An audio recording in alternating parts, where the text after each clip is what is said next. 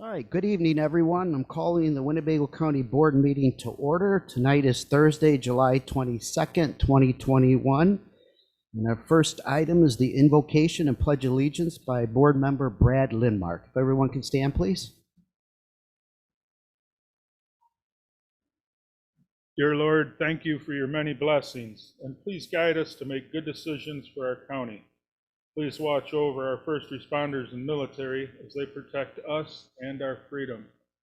Amen. Amen.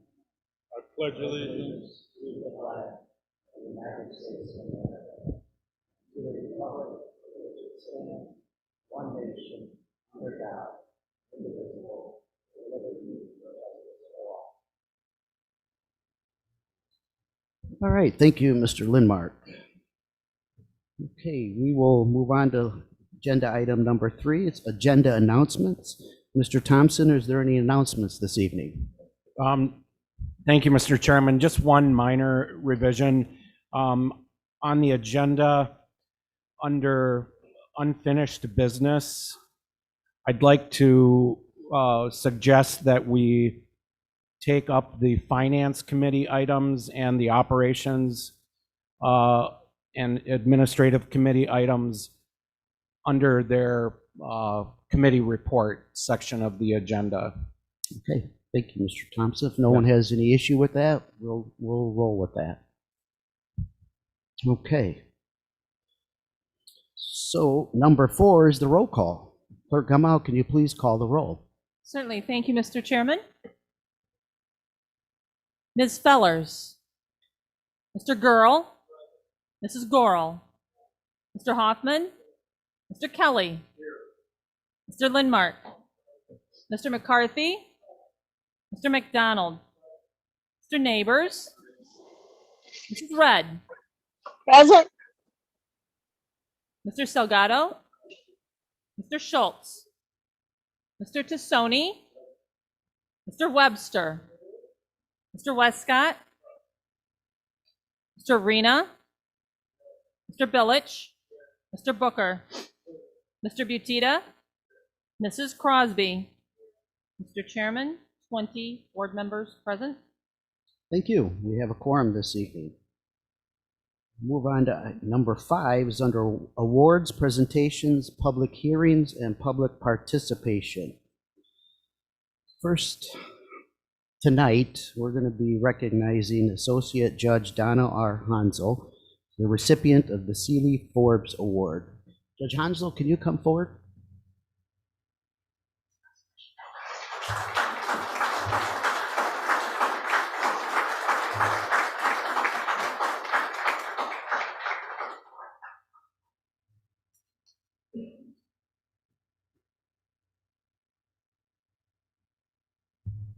I know you're used to being on the bench, so this should be comfortable for you. All right, so this evening I want to take a moment to congratulate our Associate Judge, Donna R. Hansel, who recently received a Winnebago County Bar Association Award. Judge Hansel received her undergraduate degree in Criminal Justice Administration from Central Missouri State University in 1988 and a Juris Doctor from the University of Illinois in 1991. She was appointed as Associate Judge in December of 2015. Judge Hansel is currently assigned to the Civil Division and presides over assigned cases in Winnebago County. She is an active member of the Illinois Judges Association, Illinois State Bar Association, and she is a member of the past president of the Winnebago County Bar Association. On June 23rd of this year, Chief Judge Eugene Doherty announced that Judge Hansel was given the Winnebago County Bar Association Seeley Forbes Award.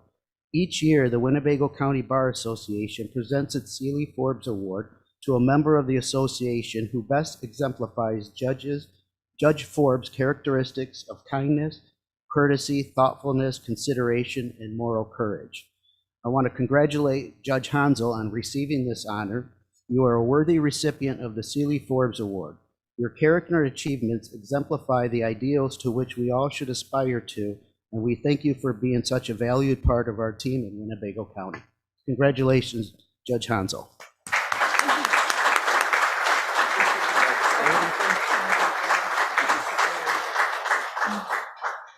Well, thank you. When I was at the annual Bar Association meeting and was listening to the lead up to the announcement, I was just casually listening, like, you always wonder, who is it?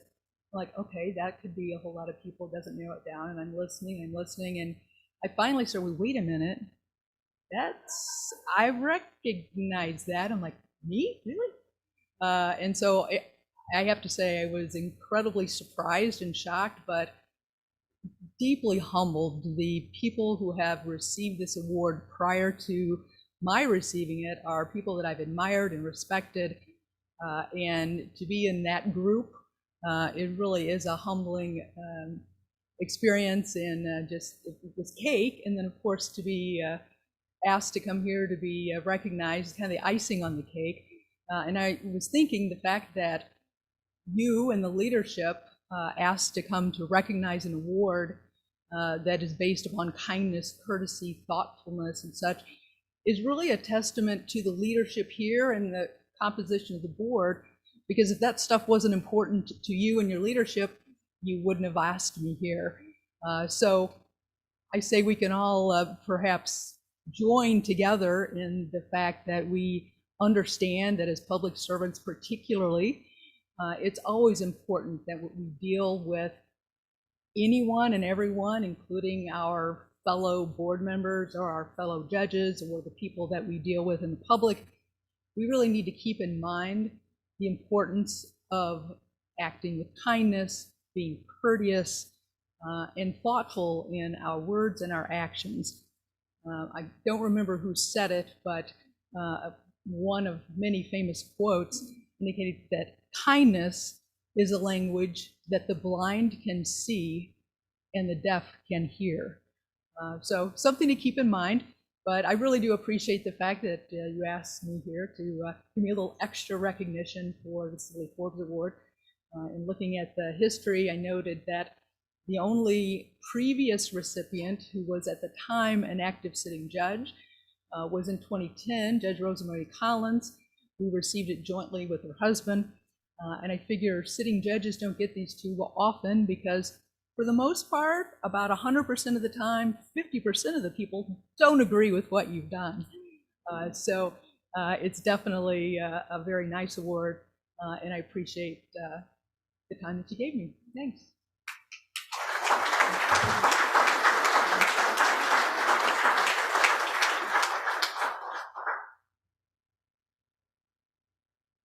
Okay, next up, we're going to have a presentation by the Land Bank for the Land Bank by Gary Anderson. Mr. Anderson, you may come up, please.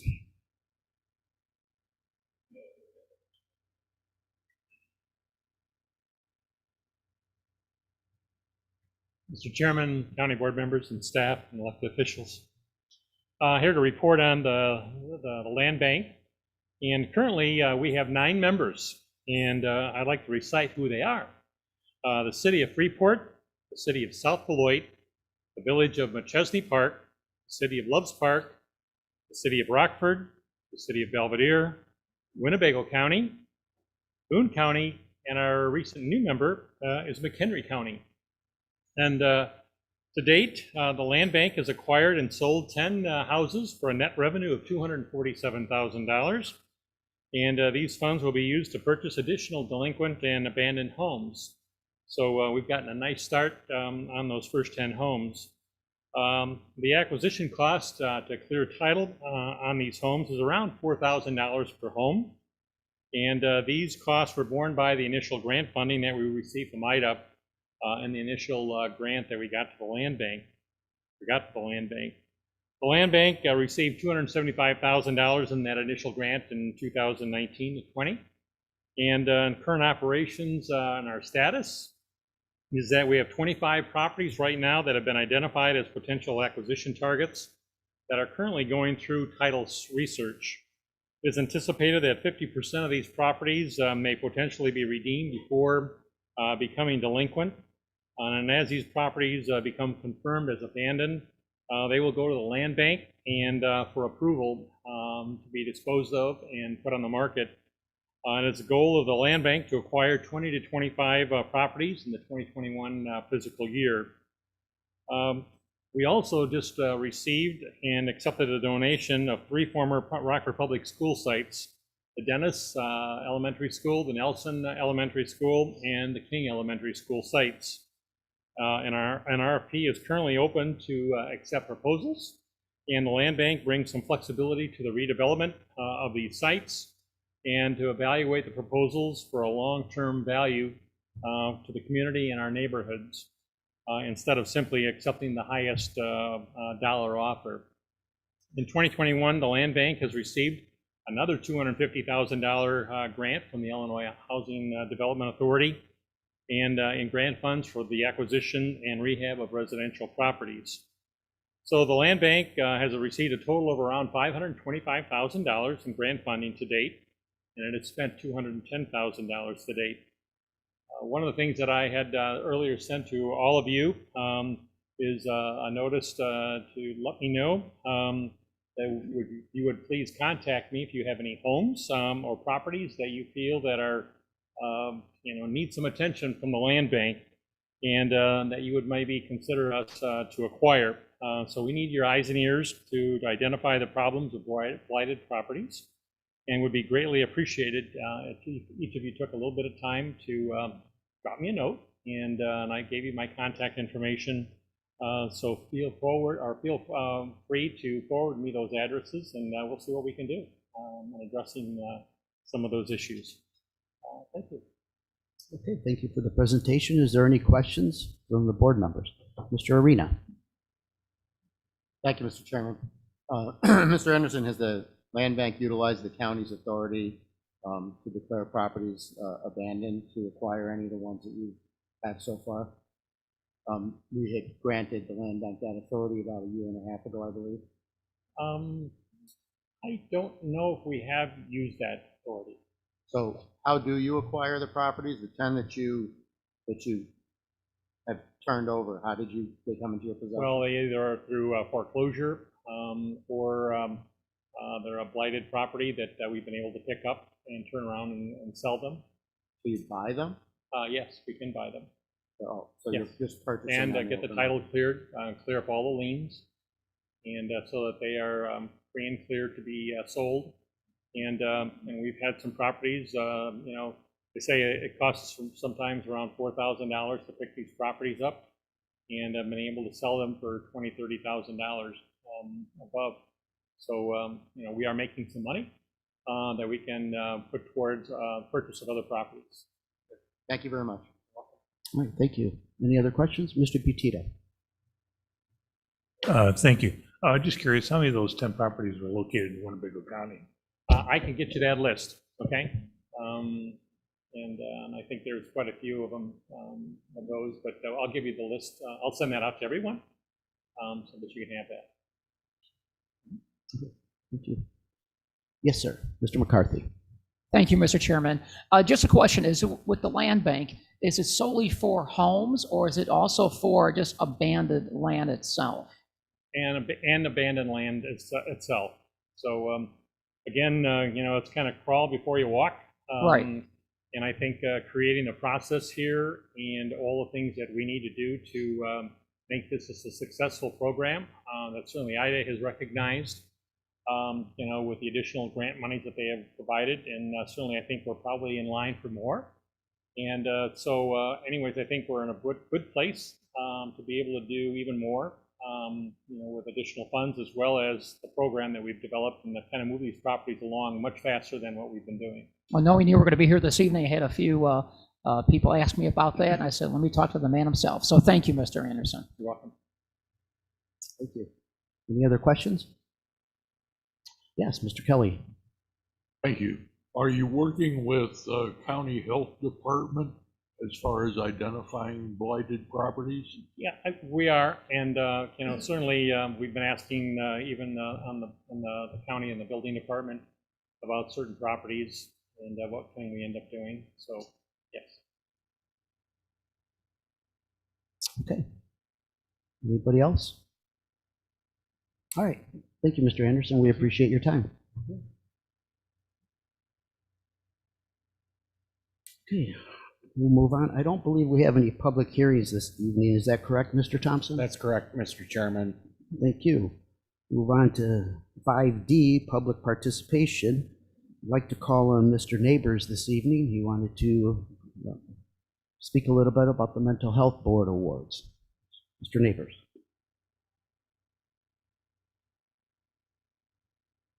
Thank you, Chairman. As I get ready to present this, I'm gonna ask Jason Holcomb and board member Dr. Copeland to come up with me. We had this our first year with the mental health sales tax, and we were able to fund various organizations totaling close to $8.8 million to help fulfill the gaps of mental health in Winnebago County. And I'm very excited to be able to present this list to the county board. Some of you all have it with the list of names and the description of what the different organizations asked for. I'm here today to present this list, and if any county board members have any questions, feel free to do so. Any questions? Mr. Arena. Thank you, Mr. Chairman.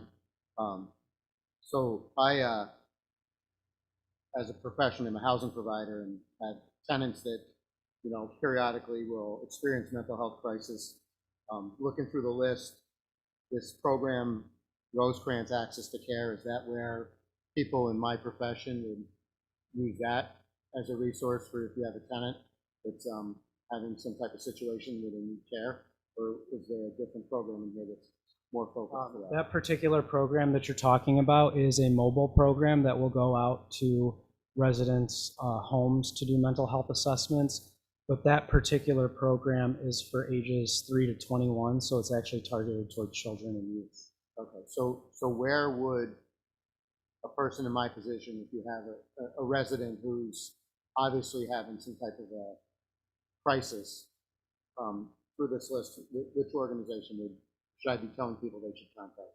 The mental health co-responder program would probably be the most appropriate program for that type of direct outreach for somebody who's in psychiatric crisis, and that does also involve Rosecrans, but in addition to that is a multi-jurisdictional collaboration between the Winnebago County Sheriff's Office, the Rockford Police Department, and Loves Park Police Department, along with Rosecrans, so that in addition to a police officer going out to a resident's home that's in psychiatric crisis, that they also have a mental health worker that goes along with them. And they do follow up as well. So it's not just the first response in the actual psychiatric crisis, but there's follow up to make sure that person then gets connected with the types of services that they need. In a future year of funding, there will be, because we didn't have the full year of funding this year, we did 4 out of the top 6 priorities. And next year, housing will be included in that with supportive housing as one of the priority areas. So for right now, they should call the police department and tell them that it's a mental health issue? Yes. Okay, thank you. Thank you. Yes, Ms. Goro. Sunday, that was a wonderful article in the Rockford newspaper in regards to the first responders into this cooperation. And it gave it a lot of details, and I'm just so proud that we finally have monies to fill those gaps and to keep everyone actually safer. I have seen when they have come with a SWAT team and 12 officer cars out there banging on the doors when someone is having crisis or trauma, which only creates more crisis and traumas, and many times death occurs. This is the best program I have seen so far, and I'm so pleased that the people of Winnebago County have decided to sponsor such a program through their taxes, and for your committee to come up with that type of a program. I do thank you. I've seen too much of this where I live in my neighborhood and other neighborhoods, that it's time that that gets stopped and we do it the right way. And with Paul having rental properties and he runs into that situation, it puts him in bad light. But this is also going to give landlords an opportunity to step in there and to help their tenants that are in these particular situations also. Thank you. Thank you, Ms. Gore. No. Any other questions? Mr. Butita.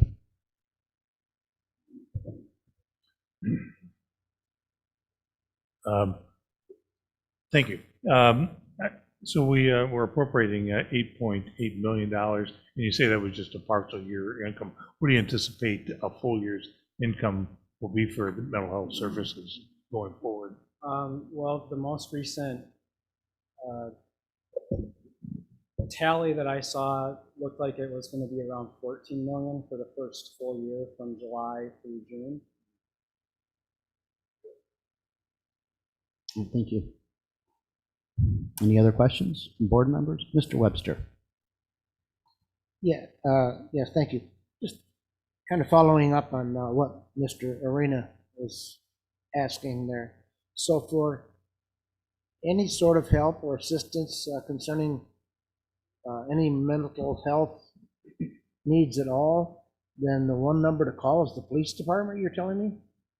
No, I think during a psychiatric crisis, that would be the most appropriate, but if if an individual is not in psychiatric crisis, then there's a number of agencies that provide direct outreach, including Rosecrans, including Stepping Stones, and including those that have PATH programs. So I think in the moment of a psychiatric crisis where there's an individual who may be experiencing psychosis or other types of mental health symptoms that may put that person at risk for their own safety or others around them at risk, then in that situation, it's likely most appropriate to call the police and let them know it's a mental health crisis so that the co-responder program can be the first response on that. But there's a number of other programming that has direct outreach. And so many of those programs already existed prior to these grants going out.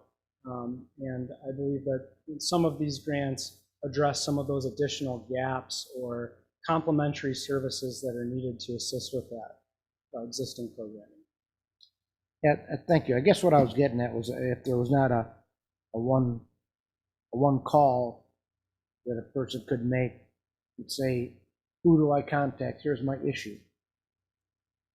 Sure. Well, all the funded programs currently are on the Mental Health Board's webpage.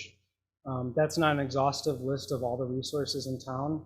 I believe that United Way of Rock River Valley continues to fund 211 as a service that does connect individuals with any type of resource that they might need. And with the 211 program, they're actually also trained in mental health response, the workers that work there. So it kind of complements not only being a resource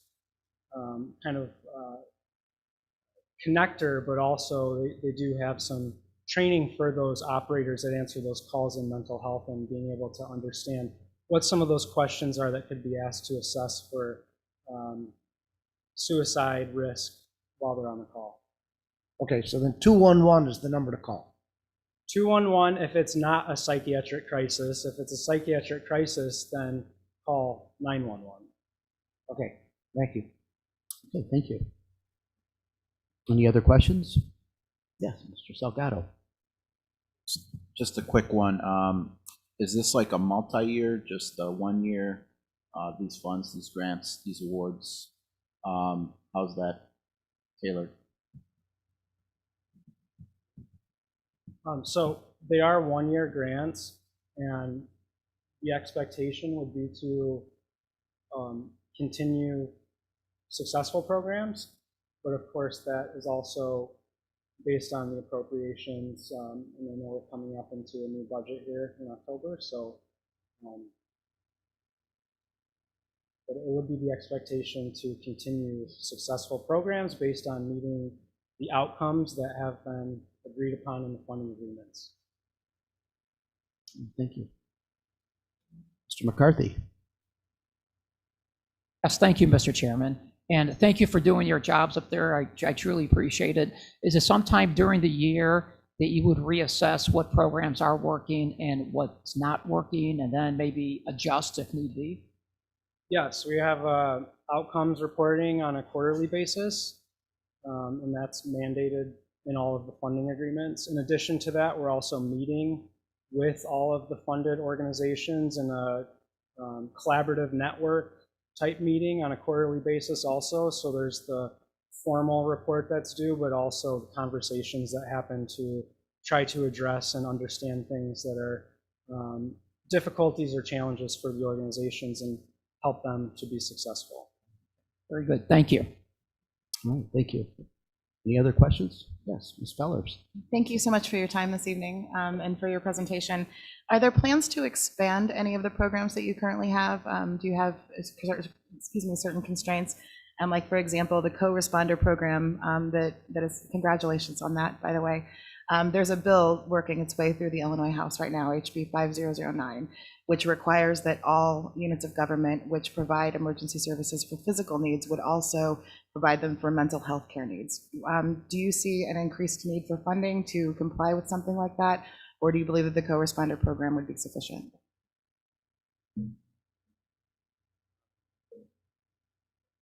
I believe that one of the special conditions for the co-responder program was to do some additional planning with the mental health board to identify what it would take for that to be a 24/7, 365-day-a-year type program. That would be the goal, and I'm not sure what type of funding. I don't want to say that necessarily that would mean extra funding for the program, but the police departments have already started to identify some additional ways that they can bridge that gap for the hours that they don't have active co-responder, with dictating through their partnerships the availability of on-call mental health staff that would address those off hours in partnership with the police who are not co-responder funded police, but who are working during the hours that there's not a co-responder officer available. So definitely we're looking at best practices across the country to identify which of those co-responder programs really do best fulfill the needs of the community, and trying to aspire toward that. Thank you. All right, thank you. Ms. Gorel.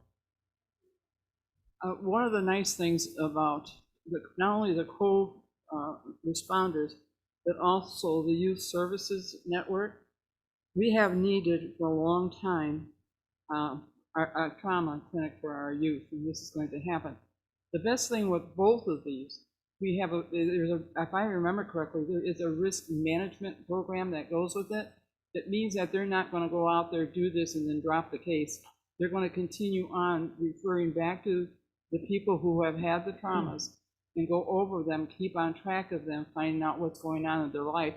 It's going to be probably a year, 2 year, it could be even a 3-year process. They're just not going to drop them like most programs. After their term is up, like for 3 months, they've gone through all the classes and everything, now you're free and you can go. There's no follow-up. If I remember correctly, these two programs have continual follow-up with the individual for a long period of time after. Am I correct? It sounds right to me without having the full proposal. Some of these proposals are 10 or 20 pages of detail, so that sounds right to me. I don't want to state the exact period of time that they'll stick with somebody, but I will say I think in general your point is well taken, that one of the benefits of having a local mental health fund is that you can address, stay with our residents who are experiencing mental illness for a longer period of time and don't always have those external funder requirements that somebody is phased out of services when they may not be ready for that, or it may not be in their best interest to phase them out. Thank you. These were the gaps we were looking for when we started all this. It was because so many of these have these gaps of not working with that person for a long period of time. One of the other gaps was that as soon as they went through the classes or whatever they had to do, insurance dropped them. There was no insurance for them to go on further with the risk management program. And so this gives both of these programs, and probably some of these others, I haven't gone through them all, but it gives them that opportunity to follow through for several years afterwards and then some, to make sure that they are in line, doing what they're supposed to be doing, where insurance is never, ever going to pay for it. They need that individual hold my hand to go through those periods. Thank you. Thank you. Any other questions? Okay, we appreciate the presentation. Mr. Neighbors, appreciate your service on the Mental Health Board. Reverend Copeland, you're also, and Jason, thank you for your work. Okay.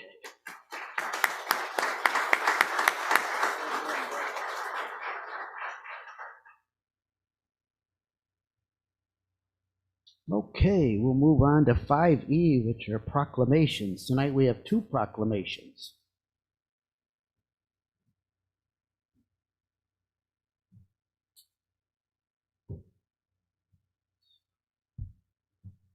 First is for Festa Italiana Days. Mr. Maffioli, can you come up, please?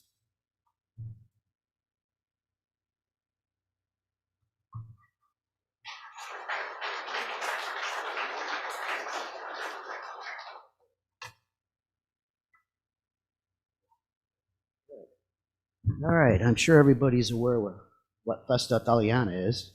If you're not, you haven't lived here too long. So great. All right, so tonight's proclamation is in recognition of Festa Italiana Days, August 6th through 8th, 2021. Whereas Boylan Catholic High School is hosting the 42nd annual Festa Italiana on August 6th, 7th, and 8th, 2021. And whereas Festa Italiana is a celebration of Italian culture, entertainment, singing, dancing, crafts, and delicious food. And whereas it is the longest running festival in Rockford and the second largest festival in Rockford, Illinois, with the help of countless volunteers and over 100 chairpeople. And whereas Festa Italiana is the largest fundraiser for the Greater Rockford Italian American Association, which raises funds for scholarships for area youth. Now therefore, be it resolved, I, Joseph V. Shirelli, Chairman of the Winnebago County Board, do hereby proclaim August 6th, 7th, and 8th, 2021 as Festa Italiana Days in Winnebago County and urge all citizens to participate in this ethnic celebration. All right, thank you.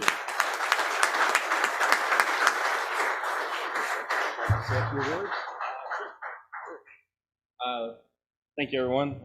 Really appreciate this. We try to get this recognition as often as we can so we can see people and come out to the festival. This is my first year as the GRIA chairperson, which is the Greater Rockford Italian American Association.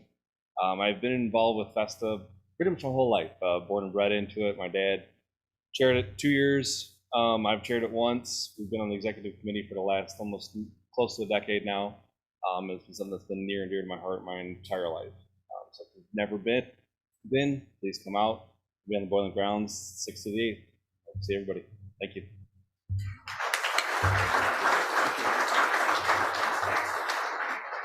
I heard there's going to be a dunk tank this year that board member McCarthy is going to be in.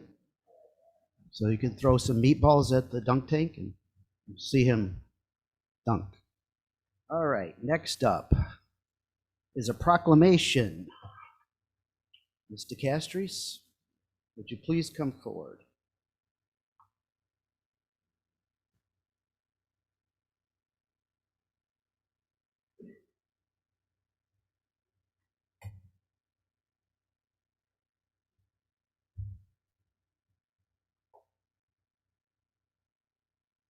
All right, this proclamation is in recognition of Rockford's Italian sister city. The agreement reaches the 15th anniversary.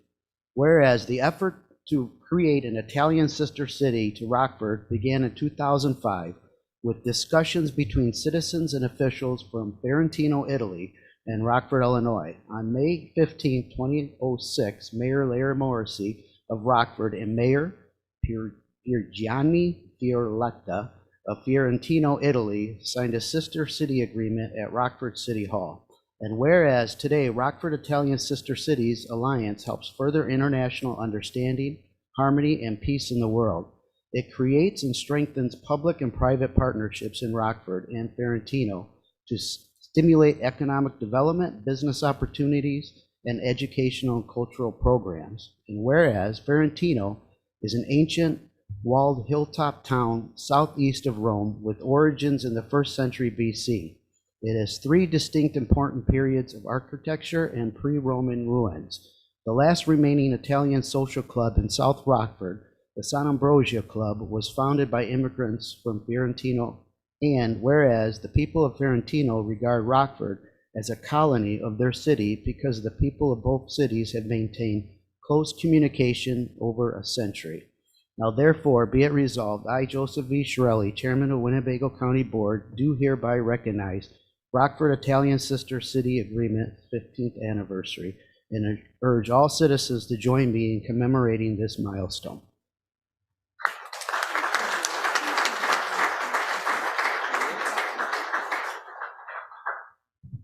Thank you very much. I'm going to let Larry Bauer speak because he's the county board member, or was, and is part of our committee.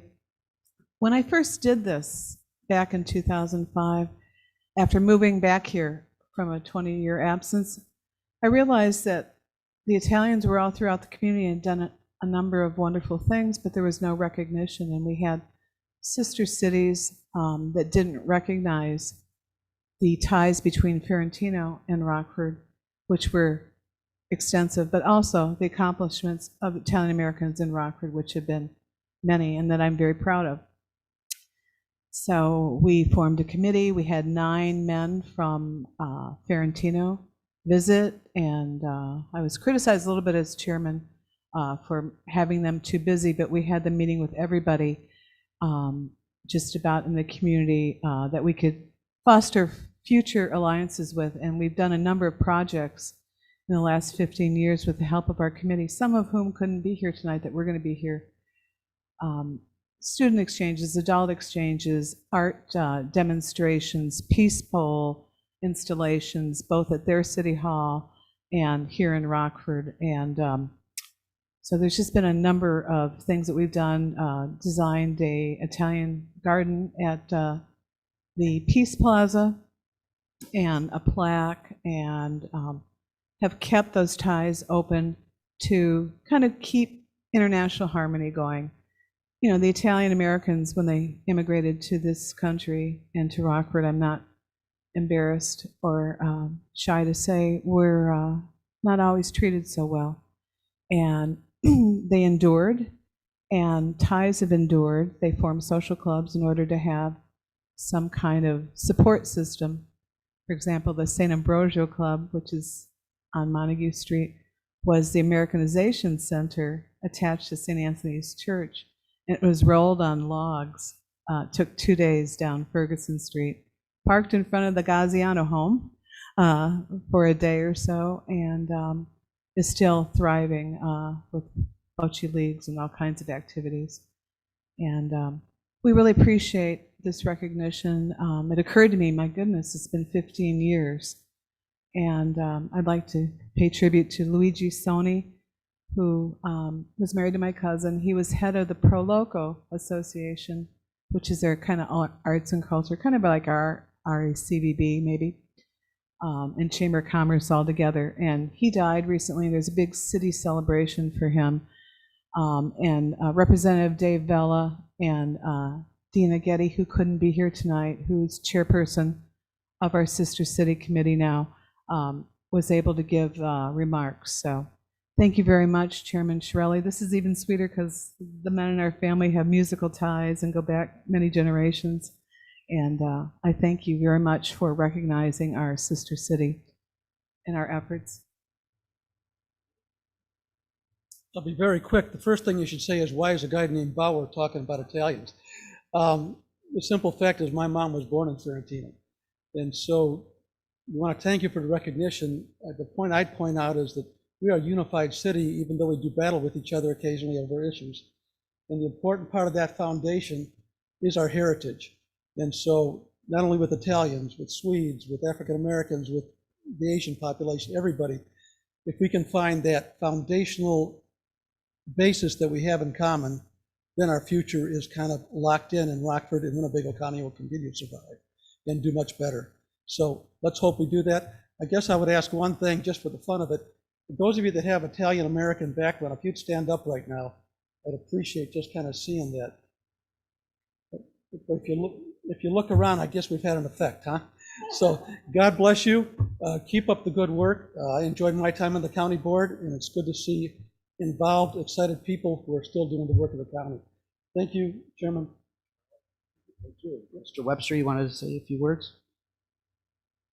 Yeah,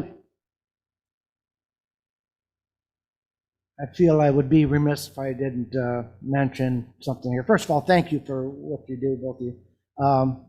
But it's Larry Bauer's fault that I'm sitting here right now. It's been nearly 20 years ago when he vacated this seat, and he pretty much shoved me into it. And so, thanks, I think. So it's good to see you again, Larry. And Larry did a great job when he was here. He was here for a number of years, and I've been trying to follow in his footsteps. Thank you, Larry.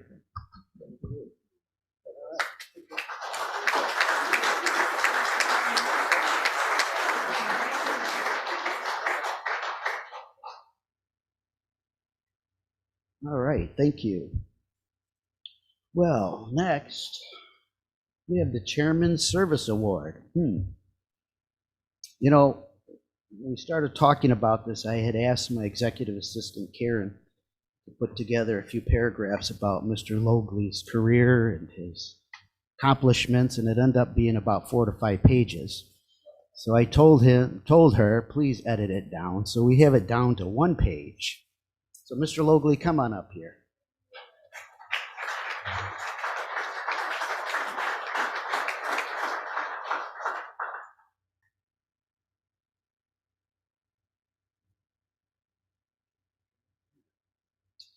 So I'm going to read the Chairman's Service Excellent Award that's presented to Mr. Paul Logley. I, Joseph V. Shirelli, Chairman of the Winnebago County Board, hereby recognize Paul Logley for his many years of outstanding service to the residents of Winnebago County as the former president and CEO of the United Way of Rock River Valley. This award acknowledges his unwavering dedication to his professionalism, integrity, and sustained commitment to excellence. Paul Logley represents the very best values of our community and has served as a great example of what our community deserves in its public servants. So now I'm going to read a little bit about his history. Bear with me. I am proud to present the Chairman's Service Excellent Award to Paul Logley in honor of his retirement as President and CEO of the United Way of Rock River Valley. Paul has demonstrated a lifetime of outstanding community involvement. Perhaps he obtained his unwavering penchant for service during his teen years. It's hard to remember that far back. While earning his merit badges and becoming an Eagle Scout. And as they say, once an Eagle Scout, always an Eagle Scout. There is no doubt that Paul has given a lifetime or maybe 2 or 3 lifetimes of service.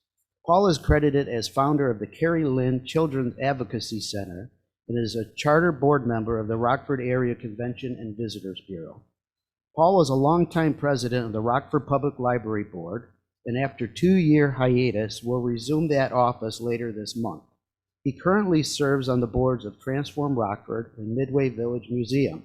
His past board service includes Alignment Rockford, the Workforce Connection, Bridgeway, formerly known as Illinois Growth Enterprises, Black Hawk Area Council for Boy Scouts, Rockford Regional Health Council, Rockford Area Illini Club, and the Rockford Area Economic and Development Council.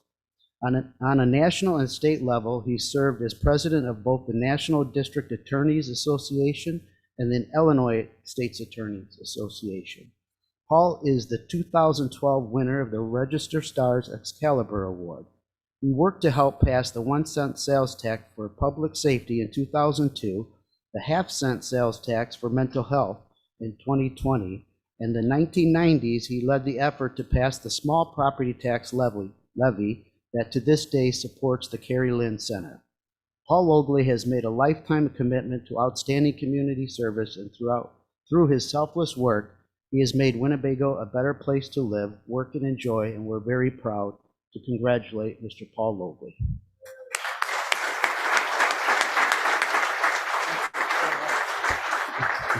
Did I miss anything? Yes, I'll get into it. Okay. You know, I've got to say, I looked at the wall, and in my 21 years as state's attorney, I worked with 6 different county board chairmen and dozens, perhaps hundreds of county board members. Because keep in mind, when I first became state's attorney, there were 28 members of the county board. At that same time, I helped to pass the public safety tax, the penny for that. I worked to pass the Carrie Lynn Center tax, and most recently the mental health tax. I served on the bench twice, before I was state's attorney and after I was state's attorney. And I have to say, through all those times, all those experiences, I've never had a county board chairman say 1/10 of the nice things that were said tonight about me. I wish Scott Christensen would have been so nice, and Chris Cohen and the rest. But we, generally speaking, we had some very, very fine relations with the county chairman and the county board members. And I have to say that I am truly honored by this. I'm surprised. I'm very gratified, very thankful for the chairman's words and for this recognition.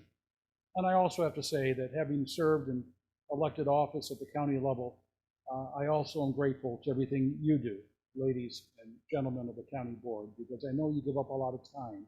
You put a lot of energy and a lot of effort into making Winnebago County a better place to live for all of us. So thank you for what you do. You don't hear that very often, but I mean it from my heart. I know it's not easy to take time away from your family and your work and to do the things that you're asked to do on behalf of Winnebago County. You too, Mr. Chairman, thank you so much.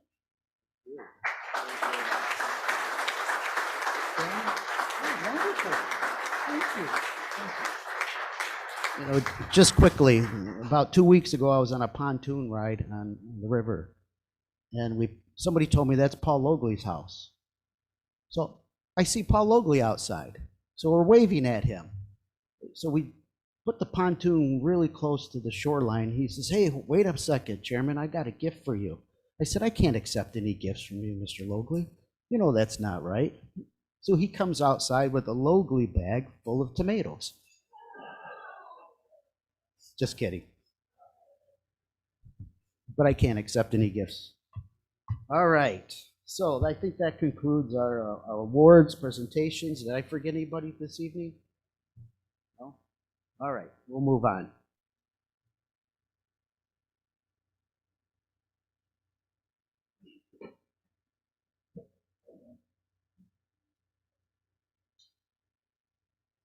All right.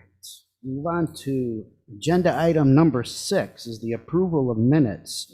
Can I entertain a motion to approve the June 21st and 28th, 2021 meetings and lay over the July 8th and 14th, 2021 minutes? Mr. Billage motions and Mr. Arena. Just drew a blank. I apologize. Seconds the motion. All right. Is there any discussion on that? Ms. Crosby. Just a note that I arrived at about 6:25 and it's just not noted in the minutes. So if you could make that addition, I would greatly appreciate it. Okay, do we have to adjust the minutes or amend the minutes for that? You can adopt them as amended. Okay, we'll adopt Good. those as amended. Very good. Thank you. All right, you're welcome. Crosby is in the house. Is there any other discussion? Hearing and seeing none. Clerk Gamal, can you please call the roll? Certainly, thank you, Mr. Chairman. We will start with Mr. Gurl, Mrs. Gorel, Mr. Hoffman, Mr. Kelly, Mr. Lindmark, Mr. McCarthy, Mr. McDonald, Mr. McDonald, Mr. Neighbors, Mrs. Red, Yes. Mr. Salgado, Mr. Schultz, Mr. Tassoni, Mr. Webster, Mr. Westcott, Mr. Arena, Mr. Billich, Mr. Booker, Mr. Butita, Mrs. Crosby, Ms. Fellers.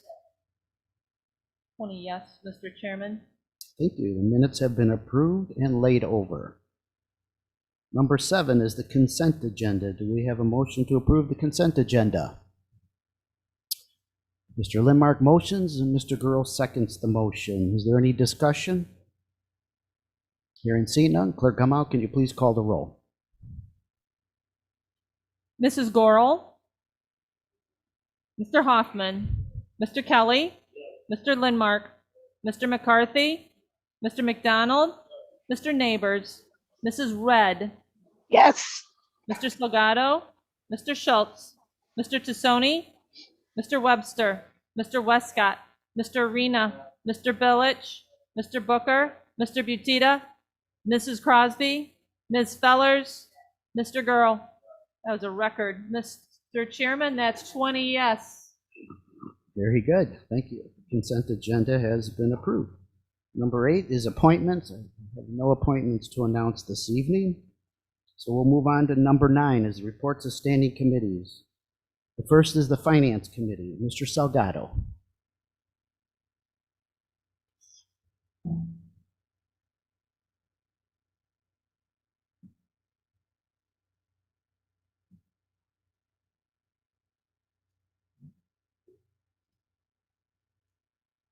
Thank you, Mr. Chairman.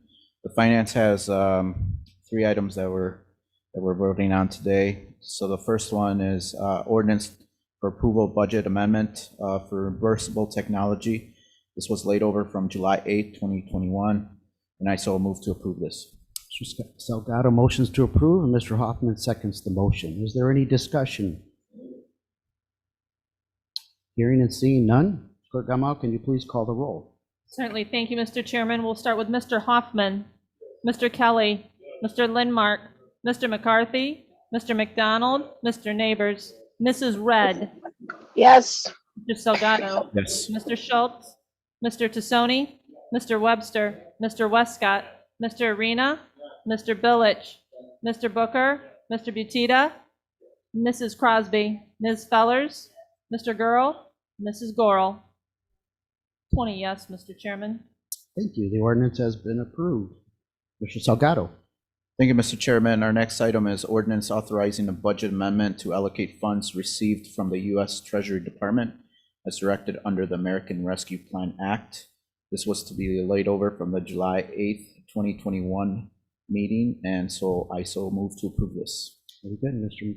Salgado motions to approve, and Mr. Westcott seconds the motion. Is there a discussion, please? Yes, Mr. Chairman, if I may. Yes. So there was discussion about the allocation of the funds. Everybody should have got on their desk new allocation. So I'm going to, at this point in time, make an amendment with the addendum of the new allocation, which is on page 2, which I'll go after I put this amendment through. The dollar amount does not change, just the simple fact of the allocations of the 20 million. So I just want to make that amendment based on the allocation. So I so move. Okay, so we have a motion to amend by Mr. Salgado, and Mr. McCarthy seconds the motion. Is there discussion on the amendment? Mr. Chairman, I would like to speak to that. So I'd like to go over it just so everybody's understanding what's going on here, and if there are any questions of the reasoning, the logic behind this. So if you look at page 2, which is this, that looks like this, it's pretty straightforward. So on the right-hand column, it just shows the original, and then obviously the 1.1 at the top, public safety adjustments. You'll see there's a reduction in animal services for $450,000. Circuit clerk microfilm scanning solution, an increase of $680,305. And then obviously the WCSO EOC technology refresh, $290,416. And then the state's attorney art money request from the MCP for $438,000. And obviously contingency then had to be dropped, $958,721 to that number there. So I don't know if anybody has any questions on on these amendments of these cost allocations. We can certainly answer those questions, but after further discussion with the caucus leaders and Pat and Mr. Rickert on this and Chairman Shirelli, these were the adjustments. Nothing changes. The 20 million still coincides The only thing is adjustments, reductions, animal services, and additions to the circuit clerk, state's attorney, and obviously reduction in the contingency. So if there are any questions, Mr. Richter's here. He can address some of the questions that you might have. The following addendum sheets you'll see is just backup support to those items that anybody might have questions for that. So if there are any questions, Mr. Rickard is here. I can hopefully address those as well, and we can move forward. All right, thank you. All right, we'll start with Mr. Neighbors. Is this just phase one, or this includes all 4 phases? Mr. Rickard? This is just phase one. Ms. Fellers? The first question is, under the original plan that we had, there was $1.5 million for election equipment and $1.5 million for scanning and recording equipment for the county clerk. What is the additional $680,000 that's being added under a microfilm scanning solution? It was my impression that that was included in the original $3 million that was quoted for the clerk's office. They're two different offices. One's the circuit clerk, the other one's the county clerk. Okay, thank you. Thank you for that clarification. And my second question is, it says that there are public safety adjustments. Would the sheriff's request for 33 new vehicles not be under a public safety adjustment? No. Any further questions, Ms. Fellers? Please clarify why a purchase for the sheriff's department wouldn't be listed under public safety. They are public safety. We just wanted to show that these adjustments were all related. The adjustments were related to public safety. Thank you. Thank you. And just to answer the particulars for the sheriff, if you look at, I believe it's $3 million, Mr. Rickard, for what they asked for under this phase, which is part of the capital projects that we so included that way. Okay. Any other questions? Board members? All right, so we have a motion and a second for the amendment. Clerk Gumau, can you please call the roll? Certainly. Thank you, Mr. Chairman. We'll start with Mr. Kelly, Mr. Lindmark, Mr. McCarthy, Mr. McDonald, Mr. Neighbors, Mrs. Red, Yes. Mr. Salgado, Yes. Mr. Schultz, Mr. Tassoni, Mr. Webster, Mr. Westcott, Mr. Arena, Mr. Billich, Mr. Booker, Mr. Butita, Mrs. Crosby, Ms. Fellers, Mr. Gurl, Mrs. Gorel, Mr. Hoffman. 20 yes, Mr. Chairman. Thank you. The amendment has been approved. Mr. Salgado. Thank you, Mr. Chairman. Our last item for tonight is ordinance authorizing a budget amendment to allocate funds received from the U.S. Treasury Department under the Emergency Rental Assistance Program 2. This was laid over to the July 8th, 2021 meeting. The dollar amount's $2.6 million in change, and I so move.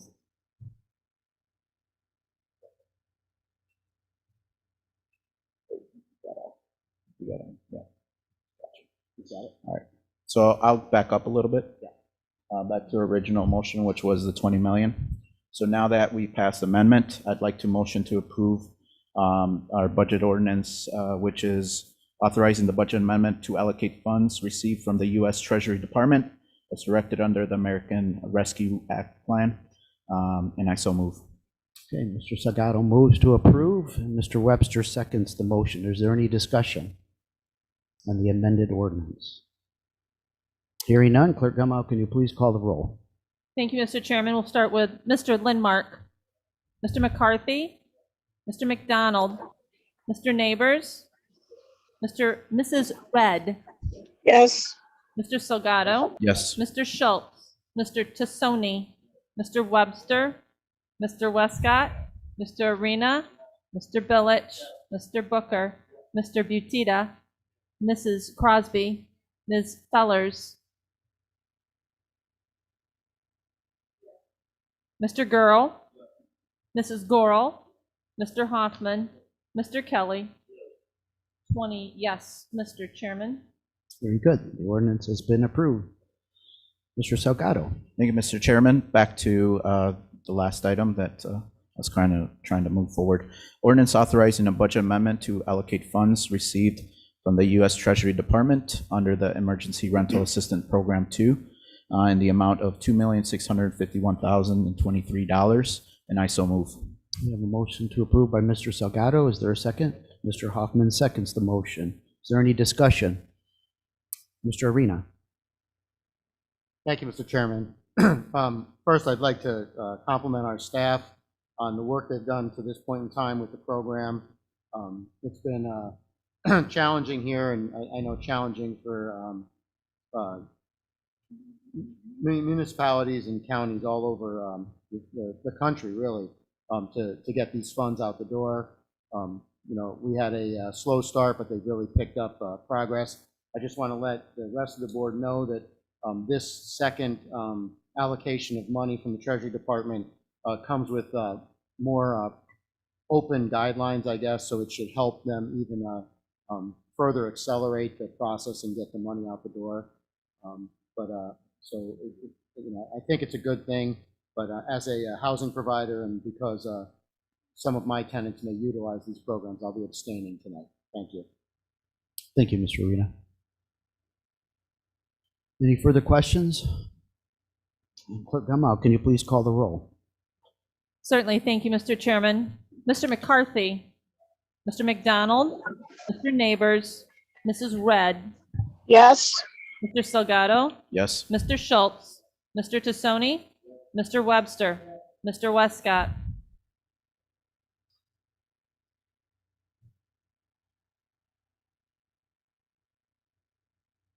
Mr. Arena,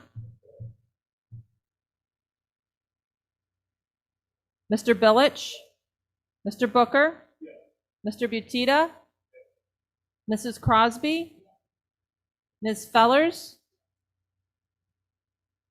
Mr. Gurl, Mrs. Gorel, Mr. Hoffman, Mr. Kelly, Mr. Lindmark,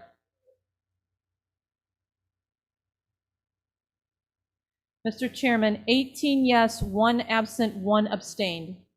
All right, the ordinance has been approved. Mr. Salgado.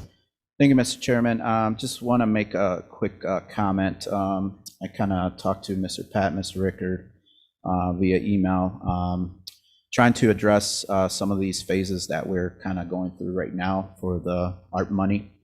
I told them that we need to have a process once again, trying to allocate the priorities within each phase, trying to make sure that they fall in the right category. If it's public safety, it's, once again, Ms. Fellers kind of brought up a good point, how is this pertaining to public safety and so forth. So I think more clarity on that and making sure that we can allocate the right amounts of monies in those 4 phases would be great. So at least we know what's the pie, what's the money in each phase. Also trying to make sure that, if all the money is used up, or isn't used up, then we can reallocate some of those funds elsewhere to some of these phases. But I think we need to strategically kind of think about, the priorities within those phases and make decisions on which ones make the most sense for us based on our last objectives that we sat down and kind of went through a Saturday morning, I believe, and we put everything together. So I think we need to do that more often, so we're not having to get up here and, present some amendments on the floor, which some people might question, who made this decision, how was the decision made on that aspect of it. So I just encourage county board members again, you heard me say this last time I was here, please talk to Mr. Rickard, Mr. Thompson. If there are any priorities within those phases, make sure we get them a list, and then obviously we can make a decision whether it's on our finance committee and the county board as a whole, to make those decisions, so there is no misinterpretation or there is that, well, I didn't agree to that motion. So I just wanted to throw that out there, Mr. Chairman, and hopefully board members can work that way and we can make good decisions on that money. Appreciate it. Thank you very much. Salgado. Appreciate the report.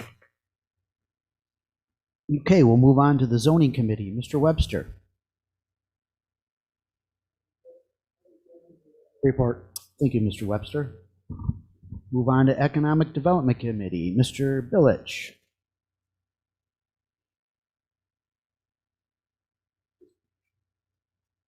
Thank you, Mr. Chairman. For Economic Development Committee, we do have 3 items today. Our first item being a resolution abating property taxes on property located at 707 Fulton Avenue, Rockford, Illinois, specifically identified as property index number listed and commonly known as Ingersoll Real Estate LLC. And I so move. We have a motion to approve by Mr. Billich. Do we have a second? Mr. Westcott seconds the motion. Is there any discussion? Yes, Ms. Fellers. My fellow board members to approve this or to vote yes. I will be voting yes this evening. This is in my district. Ingersoll is in the process of building the world's largest telescope, not microscope, telescope, which is a really exciting project. This is a prevailing wage project. It is creating jobs and bringing money which is being recaptured into our community. And so I encourage you to please support it. Thank you, Ms. Fellers. I believe we all feel the same way. Okay, any other discussion? Mr. Webster. Yes, very quickly, before we vote on this,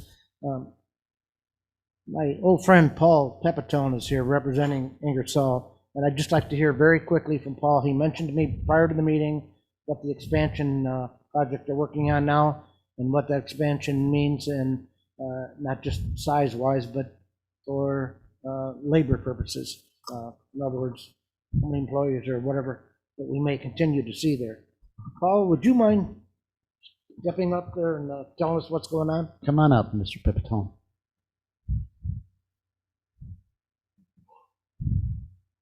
Hope you don't mind I put you on the spot, Paul.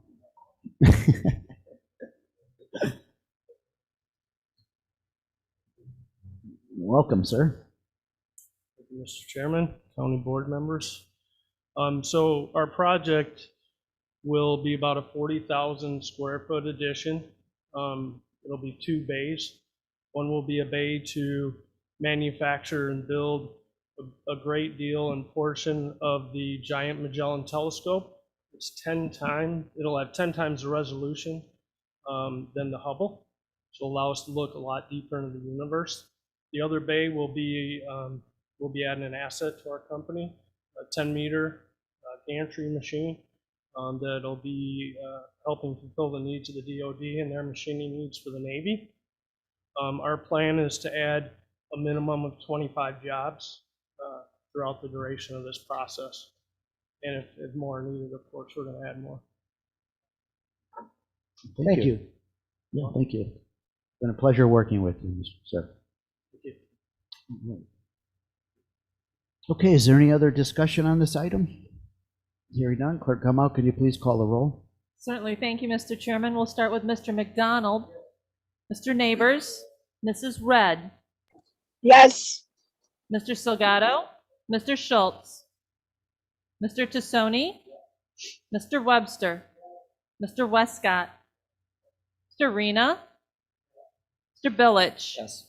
Mr. Booker, Mr. Butita, Mrs. Crosby, Ms. Fellers, Mr. Gurl, Mrs. Gorel, Mr. Hoffman, Mr. Kelly, Mr. Lindmark, Mr. McCarthy. 19 yes, 1 no, Mr. Chairman. Very good. The resolution has been approved. Mr. Billich. Yes, our next matter of business is a resolution authorizing participation in abandoned residential property municipal relief program grant, and I so move. Moved by Mr. Billich. Is there a second? Mr. McCarthy seconds the motion. Is there any discussion? If I may, Mr. Chairman. Yes, Mr. Billich. Just to add a point of, not clarification, but point of conversation on this, Mr. Arena brought up a very valid statement, which we will be actually having a meeting, I believe, next week. And that would be in regards to having a discussion in regards to how we approach the demolition list that we have. We do want to make an effort to obviously bring to light the properties that are actually in the unincorporated Winnebago County area, as well as also make sure that we're attacking the blighted areas that we can to make them more beautified. Also, this monies that's actually part of this grant is actually going to be used not just for the demolition purposes, but also for the maintenance portion of these problem areas. Very good. Thank you. Any other discussion? Hearing none, Clerk Gummow, can you please call the roll? Certainly. Thank you, Mr. Chairman. We'll start with Mr. Neighbors. Mrs. Red, Yes. Mr. Salgado, Mr. Schultz, Mr. Tassoni, Mr. Webster, Mr. Westcott, Mr. Arena, Mr. Billich, Yes. Mr. Booker, Mr. Butita, Mrs. Crosby, Ms. Fellers, Mr. Gurl, Mrs. Gorel, Mr. Hoffman, Mr. Kelly, Mr. Lindmark, Mr. McCarthy, Mr. McDonald. 20 yes, Mr. Chairman. Very good. The resolution has been approved. Mr. Billich. Thank you. Last matter of business that we have for economic development is a resolution approving a greenways plan for Boone, Ogle, and Winnebago counties, and I so move. So moved by Mr. Billich, and Mr. Webster seconds the motion. Is there any discussion? Mr. Webster. Yes, thank you once again. I'm all in favor of this. I had a talk with our chief zoning man today, Troy Krupp, and Troy also acknowledged the fact that this greenways plan is very important to us. It's an integral part of our zoning process, actually. Whenever you see any of the zoning actions come through, you will always see that that Troy has done his duty, actually, and seen what how it affects the greenway and not. And when you take a quick look at the greenways, it's a snapshot of all of our riparian areas and so forth in the county, and a quick look at that will tell you where perhaps you should not be even thinking about building to begin with. And so that is an important part of another tool in the toolbox for our zoning. Thank you. Thank you, Mr. Webster. You're absolutely right. Any further discussion? Clerk Gummow, can you please call the roll? Certainly. Thank you, Mr. Chairman. We'll start with Mrs. Red, Yes. Mr. Salgado, Mr. Schultz, Mr. Tassoni, Mr. Webster, Mr. Westcott, Mr. Arena, Mr. Billich, Yes. Mr. Booker, Mr. Butita, Mrs. Crosby, Ms. Fellers, Mr. Gurl, Mrs. Gorel, Mr. Hoffman, Mr. Kelly, Mr. Lindmark, Mr. McCarthy, Mr. McDonald, Mr. Neighbors. 20 yes, Mr. Chairman. Very good. The resolution has been approved. Mr. Billich. That concludes our matters. Thank you very much, Mr. Chairman. Thank you. Okay, we'll move on to Operations Administrative Committee. Mr. McDonald.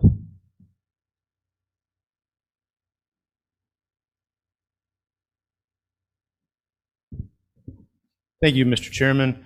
We've got one under the current, and then, as Mr. Thompson mentioned, we'll be bringing one from unfinished business.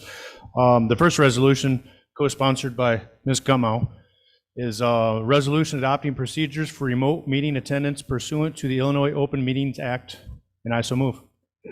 Very good. Mr. McDonald moves to approve. Mr. Hoffman seconds the motion. Is there any discussion on Ms. Gummow's resolution? Hearing none, Clerk Gummow. Oh, Mr. Arena, I'm sorry. Just for the record, it's not Ms. Gummow. Just so I said that in jest. You're I actually know, but correct. just so that we can. With this, we won't have to do roll call on every vote anymore. I get it. Thank you. Yeah. She won't have to call all of our names multiple It's times named per after evening. her. Very good. Thank you, Mr. McDonald. Clerk Gummow, can you please call the roll? I would love to, Mr. Chairman. We'll start with Mr. Salgado, Mr. Schultz, Mr. Tassoni, Mr. Webster, Mr. Westcott, Mr. Arena, Mr. Billich, Mr. Booker. It's going to be a long night. Mr. Butita, Mrs. Crosby, Ms. Fellers, Mr. Gurl, Mrs. Gorel, Mr. Hoffman, Mr. Kelly, Mr. Lindmark, Mr. McCarthy, Mr. McDonald, Yes. Mr. Neighbors, Mrs. Red. Yes. Thank you all. That's 20 yes. The resolution has been approved. Mr. McDonald. Thank you, Mr. Chairman. Our unfinished business, we have a resolution adopting criteria for the operation of the county's delinquent tax program. I would motion to lay that over one more time, please. Thank you. Again, move to lay over by Mr. McDonald. Ms. Crosby seconds the motion. Is there any discussion on the layover? Clerk Gamow, can you please call the roll?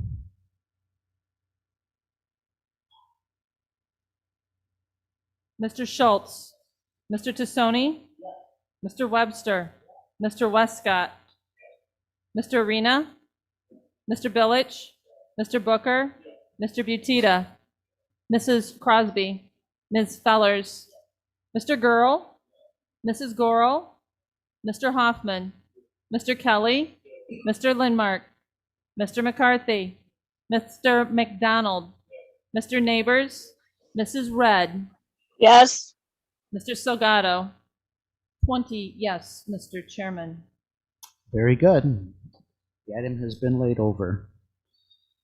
Okay, we'll move on. Thank you, Mr. McDonald. We'll move on to Public Works Committee. Mr. Tassoni.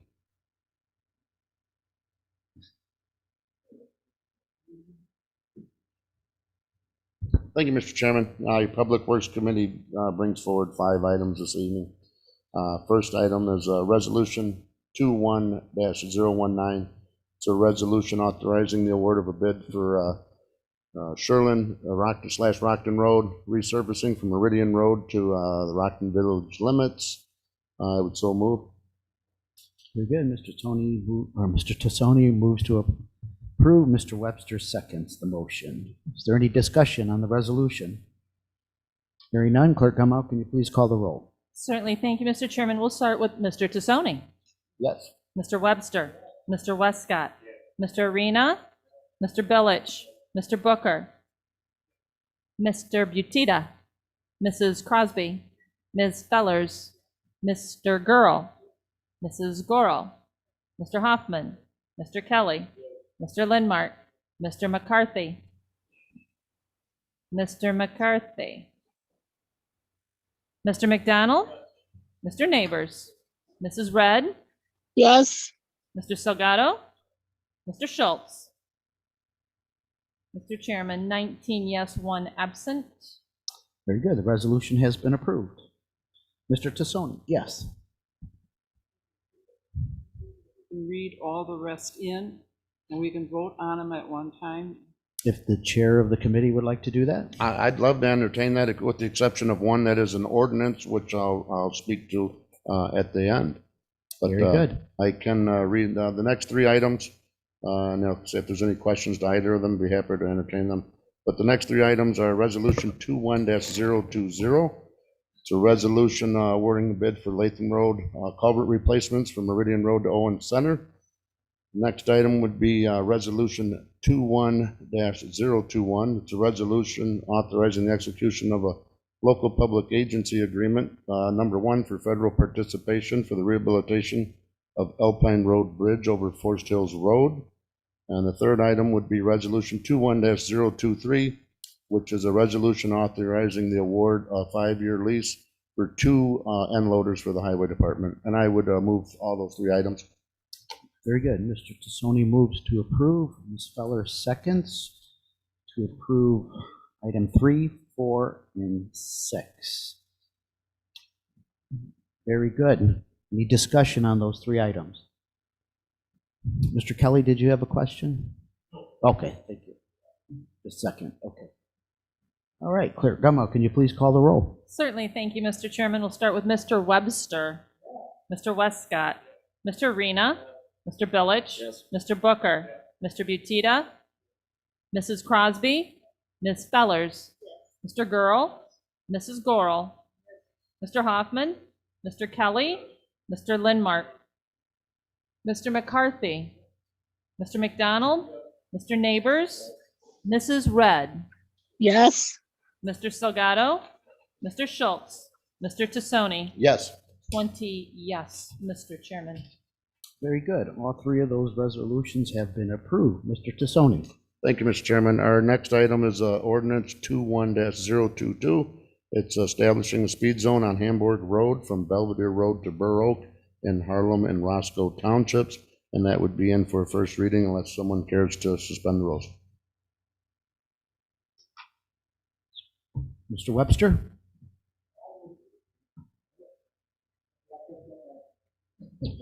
Okay, takes it back. All right, so that was just up for the first reading, correct? Right. That concludes our report, Mr. Chairman. Thank you, Mr. Tassoni. Appreciate it. Okay, we'll move on to the Public Safety and Judiciary Committee. Mr. Gurl. Thank you, Mr. Chairman. No report. Thank you. Ms. Gurl. Thank you. We had a great meeting the other night, and for any of you who want to know what's going on at the juvenile detention home, we went on Zoom, and so you should be able to see it. And it would be important to all of you, because how many of us really know what goes on at juvenile detention home? So please take a look at it, and thank you for having that. It was good, very good. Thank you. Mr. Gurl. Mr. Chairman, Mr. Thompson and Marlena Dockin will be setting up a tour for board members and committee members and anyone who wishes to join us out at the Juvenile Detention Center to actually see what goes on and hear from the folks out there. Just so a little education. If we haven't been out there, now's your chance, and that'll be sometime in August. So we'll make sure that gets out to the board. Yes, I would highly recommend that tour to everybody. Thank you. Okay, so I guess we'll move on then. Move on to number 10, unfinished business. First is the appointments. We have the new Milford Fire Protection District appointment with the compensation is $1,200 per year, $100 per meeting for Mr. Rob Zickler. It's a 3-year appointment. Number B is the Cherry Valley Fire Protection District.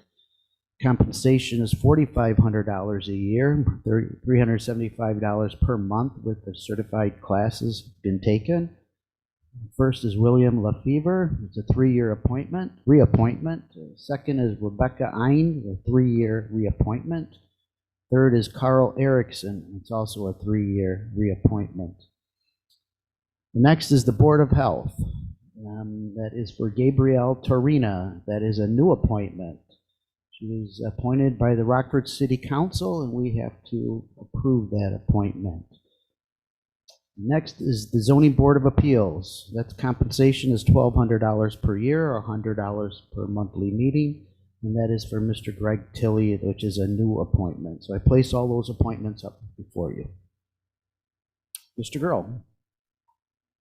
Thank you, Mr. Chairman. Can we vote on all those appointments at once? That's Please. the will of the board? Sure. Thank you. Is there any issue with that? Okay, Mr. Village seconds that motion. I'll just take a hand count on that. Everybody in favor of doing that? Yes, saw a lot of hands out there. All right, so we'll go with that. So, who would like to make the motion to approve A through D? Mr. Gurl makes the motion to approve. Mr. Arena seconds, and Mr. McCarthy, what was that? Okay, thank you. Mr. McCarthy wants to say hello to everybody. Very good. All right, is there any discussion on the appointments?